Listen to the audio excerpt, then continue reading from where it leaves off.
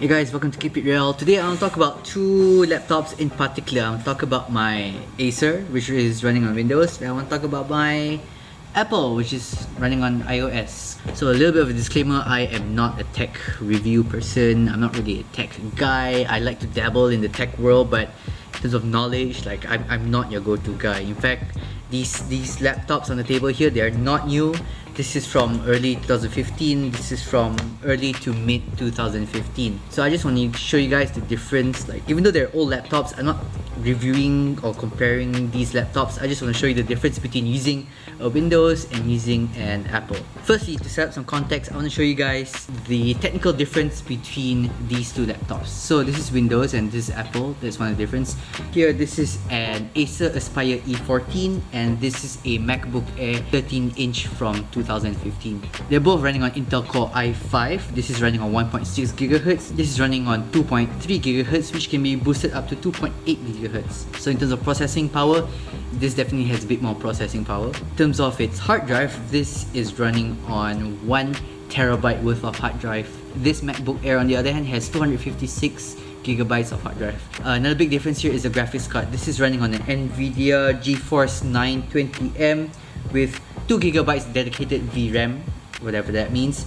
This is running on Intel Graphics 6000 at 1536 megabytes. The RAM, this has 12 gigs of RAM. I added another 8 gigs of RAM myself because 4 gigs of RAM, tried to edit, couldn't edit at all. This from the factory comes with 8 gigs of RAM. This is outdoing this. This has more RAM, this has more internal memory, and this has a better graphics card. But the biggest difference between these two is the price. This, when I got it, was 2099. I topped up 400 ringgit for the extra 8 gigs of RAM. It came out to about 2500. This version from early 2015, 3,491 ringgit. More specs, released at about the same time, 2,500 3 years ago. This now is 1,000 ringgit more expensive. Another couple of differences is the build quality. This is very plasticky. It looks nice, in my opinion. It looks nice. It has nice texturing. This is, on the other hand, an all metal construction. This is metal, and all that. So it feels a little bit more premium. On top of that, the fit and finish of this just doesn't feel as nice. It just feels a little bit flimsy. This feels very solid. It feels very well put together. In terms of thickness, this is very much thicker than this. I would say that the Acer is about twice as thick as this guy. It looks like this has an advantage, but actually it can pose its own disadvantages. This being a slightly thicker laptop, being made of plastic, it actually stays cool a lot better. You know, the fans just blow it out, there's a bit more airflow inside. This being so thin and made of metal, it actually traps the heat, so it actually heats up a lot faster than this guy. So there are a couple of times when I'm just using this and I got my hand on the keyboard and I'm wondering, why is it so hot? Then I realize it's thin, it's made of metal, and it doesn't really have a fan. So now I really understand why some of the new MacBooks, when people are exporting, they actually put it in the fridge so that it exports faster. Another big difference is the screen. The screen on this guy is beautiful. The colors are vibrant and all that.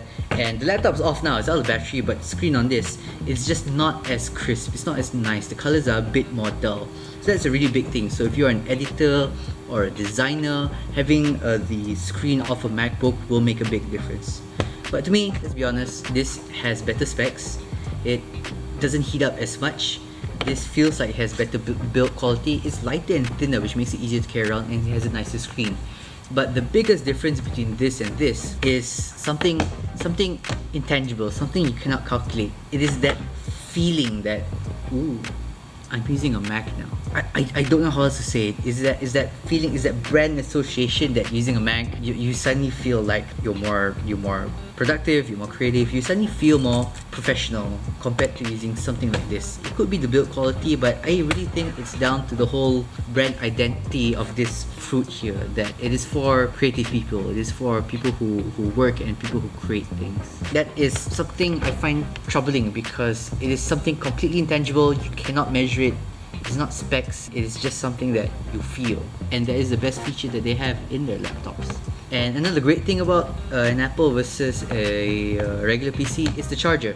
The charging unit of an Apple is much more smaller than the charging unit of a PC.